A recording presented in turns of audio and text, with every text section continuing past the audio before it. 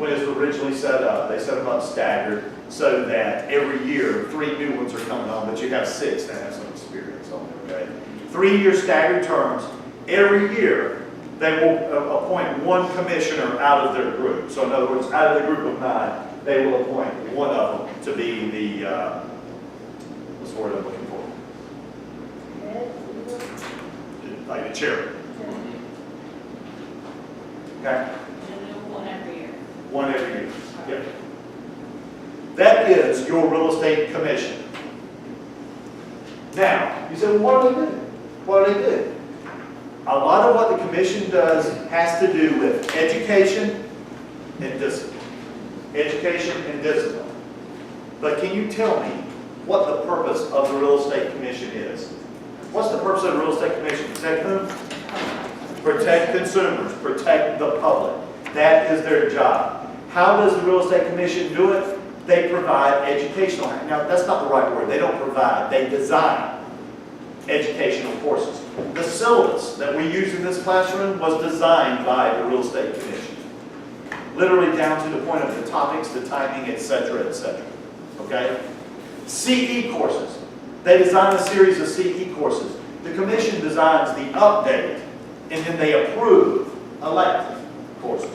Okay? This is what I mean by education, right? If you go to the commission's website, I know you've been a couple of times, I don't know if you looked at it, but they actually also do publications that are of public interest. Every once in a while, I'll get a question about landlord-tenant law. Get to the commission, there's a brochure on there where you can learn about that. Have a question about fair housing law? There's a brochure. You can just literally go print that off and read the commission's comments. They're to protect consumers, right? And then, what do you know about disciplinary actions? Can the real estate commission ever fine you for actually doing your license? What can the commission do? Reprimand, censure, suspend, and revoke. Reprimand, censure, suspend, revoke. That's all the commission can ever do. For an extra bonus point, who is the only entity we talk about in this class that can't be fined by the real estate commission? A timeshare developer. A timeshare developer. Do you need a license to sell timeshare in North Carolina? You absolutely need a license. You absolutely need a license. The licensees can't be fined by the commission, but the developer of the timeshare could be fined. Very good, very good. Okay. What are we talking about? The makeup of the commission. Okay. Joy asked me a question just a moment ago about the Association of Realtors. Let me talk to you real quickly about the relationship between the commission and the Association of Realtors. Do you understand? I'm saying 2 different things now. Anyone who has a license is correctly referred to as a licensee. Within that category, there will be provisional brokers and there will be brokers, but we are all licensees if you have a license. Does that make sense? All realtors are, in fact, licensees, but all licensees are not necessarily realtors. The Realtor Association is a trade organization. The commission is a regulatory organization. The Association of Realtors is a trade organization. It's a club. You can either join or not join the Association of Realtors. I will tell you, for those of you who are selling houses, you probably will join the Association of Realtors. And the reason that you will is that's how you get access to the MLS. Okay? But having said that, not every agent is in fact a realtor. Okay? Now, why is this important for test purposes? Oh, this is good stuff for you. This is good. Does the Real Estate Commission draft any of the contracts we use in this class? No, they don't do that. Do you remember when we were going over in Chapter 10 the contracts? Down at the bottom, they would have an R on them, a big R that says the Association of Realtors. So the Association of Realtors designs these contracts, and then what happens is the commission looks at them, and the commission has a person who is on the form-making committee. Okay? So they look at these forms and says, it meets our rules, it's okay with us. Agents, I would recommend you use them when appropriate. Okay? So does the commission draft forms? No. It's the Association of Realtors who do it, and they just have to follow certain rules. Does that make sense? Also, here's another big point as well. If you get mad at another agent for not paying you, in other words, I'm a buyer's agent, I bring you a buyer, I feel like I deserve the 3% that you are offering to a buyer agent, you pay it to another agent, you and I, one agent, other agent, we get into a dispute about compensation, Is it going to do you any good to call the real estate commission? No. The real estate commission does not arbitrate disputes regarding compensation. They just don't do it. Okay? Who are you going to call? You call the Association of Realtors. They have a board of arbitrations that you would talk to from agent, realtor to realtor. Okay? What was the point I wanted to get on the table? The difference between a realtor and a licensee. Make sense? I Okay. have a question, Chris. Yeah. So you said there are 9 people, right? So when we go on the website, when we call to ask some questions, so actually is it different No. people? Well, it's, yes, a staff. They have a staff over there, 57 people that work at the real estate commission. Fees without the state fees? All of the real estate commission is paid for out of our fees. Yeah, yeah, so the fees that you have to pay to apply, the fees that you renew every year, et cetera, et cetera. People that come to our classes, we have to pay a fee for them to come to our post-license and CD classes. So that's, the commission is completely self-supported. It's not costing taxpayer dollars. You said 2 was 9, 7 of 9. There's 9 commissioners, of which 7 of them are appointed by the governor. So 7 from the 9. Yeah, that's correct, 7 of the 9, yeah. So the total number is 9. Correct, there are 9 members on the commission. Okay, anyway, disciplinary authority, we talked about that a little bit. How are we looking on time?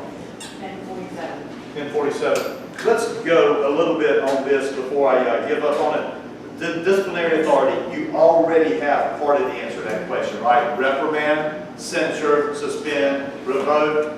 The commission can never fine you, okay? Now, notice that a lot of times in this handout that I've given you, there is something that starts out GS 93A something, okay? When you see GS, that's general statute. That's an actual law. When you see something that looks like, let me see if I can find an example. Oh, you'll see a rule a little bit later. I usually have them truncated where it'll say like, Well, it says rule section, general statute. A 19, grade 5. yeah, if you see something, Rule section. yeah, and it usually has an a 4-digit number or something like that. That's a real estate commission rule. Obviously, the commission can discipline you for violating a rule or a licensed law. The courts can prosecute you, the court system can prosecute you for violating a licensed law. Do you know what the penalty, do you know what violations of licensed law are? I should ask it that way.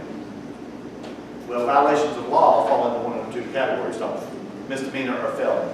A violation of licensed law is a class 1 misdemeanor, okay? You can be fined or imprisoned, not by the real estate commission, but by whom? The court. Can the courts take your license? Courts didn't give you your license, they can't take your license. But the courts could, in fact, fine or imprison you. The commission can take your license. Does that make sense? Okay? And then what are they going to get you, what are you going to get in trouble for?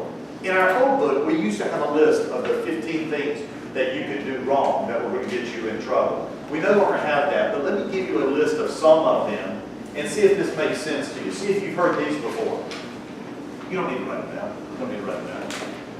93A6.1 says something like, you cannot make a misrepresentation or omission of a material fact. Have you ever heard that before? Yes. Okay, you've heard that. And as a matter of fact, it says this. A second rule says not only can you not do it, you can also not do it through your advertising. Where do we typically advertise as listing agents? Clearly the MLS, even if we don't do it anywhere else, we put it in MLS. So in other words, if Melissa goes out and says something wrong because I put it in the MLS correctly, basically what I have done is pursued misrepresentation through others, which is likewise is wrong. Rule number 4 says this, if you ever heard this one before. Rule number 4 says that you cannot work for more than one party in a transaction without the consent of both parties. What do we call that? Dual agency. You cannot work for more than one party in a transaction without the informed consent of both parties, right? Here's another rule that's important. This actually is important. So pay attention, write it down if you need to, but listen to me first and see if you're okay on this rule. PBs are only going to get paid by whom?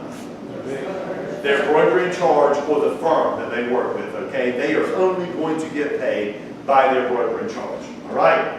Now, why is that important? Let me give you an example of this. I am a provisional broker, okay? I sell a house, I'm making 2.5% because it's a new home. The builder is also throwing in a $1,000 bonus.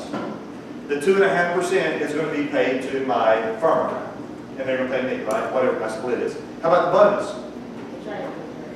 They might try to give it directly to me, but they can't. It would be a violation of law. They pay my firm. The firm takes my split, and they send it to me. What if I'm going to get 2.5% plus a trip to the Bahamas? Okay? How are they going to give me that trip to the Bahamas? They have to do it to my firm. They have to do it to my firm. My broker in charge will take the trip. They'll send me a postcard, and everybody would know. The firm will typically pass it on, but they're responsible for you. There is no way that you can circumvent this system. Everything that I earn as compensation as a PB must go through my firm. You with me on that? Okay. You sound like you're pretty solid on that. But can they ask you for something here? Because if you get the bonus, payments, right? That's between you and your company. What about the trip? So you will have to pay them something for the trip? Between you and your company. Between you and your company. Yep. All that's part of your general agency agreement with your company. Okay. All right. Look at it how it would be different though if you were a broker. Brokers must be paid through the firm through which they are affiliated.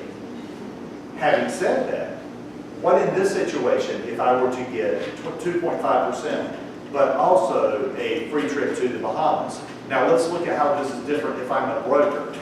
Hey, broker in charge, here's the 2.5%, take my split out of it and pay me my share, right? But in regards to this trip, will it be okay if they just give it directly to me? And because I'm a broker, my broker in charge could say, the broker in charge with which I'm affiliated could actually say, no, that's fine, still didn't pay you that directly. As a broker, you can technically be paid directly. The difference between 93A6-5 and -6 is basically this, that as a PB, you don't have that choice. You're getting paid through your firm. But as a broker, your firm can say, that's okay if they compensate you directly, because brokers can be paid directly. Okay? Anything else I need to say on that? I don't think so. Oh, I'll tell you this. I do get questions every once in a while. I'm not too worried about this for test purposes, though, okay? I get questions every once in a while about why someone would take 90 hours quicker rather than slower. Well, here's a reason why. When I first started in this business, actually, I worked for HPW. They were the company I went to school, I started there, et cetera, et cetera.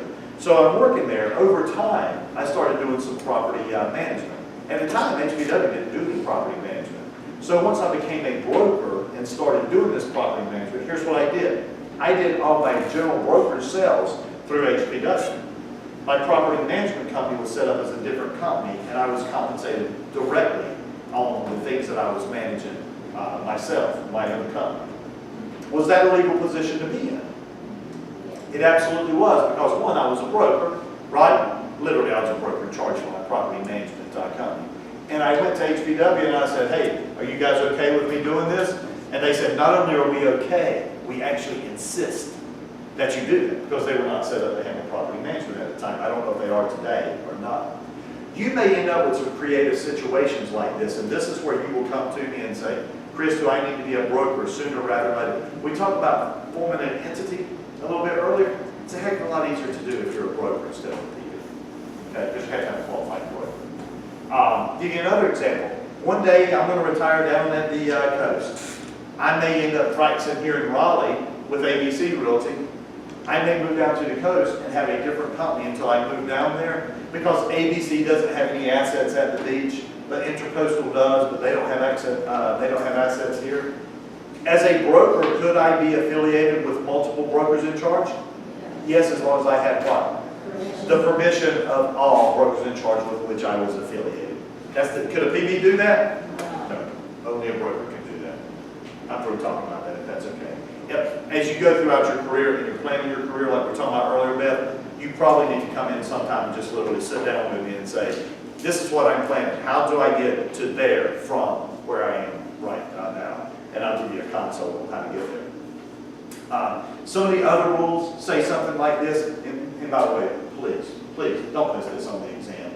If you have a client and the the offer to purchase contract that you're using is not appropriate for a particular transaction, please don't draft your own, okay? There should be nothing that we have talked about in this class that leads you to believe that you can practice legal acts. I know that by this point you are experts on joint tenancy, but please don't give someone advice on how they should hold title. Don't draft forms. Don't do anything that would be considered to be a legal activity, right? We actually have a law that says that, okay? Another law says something like this.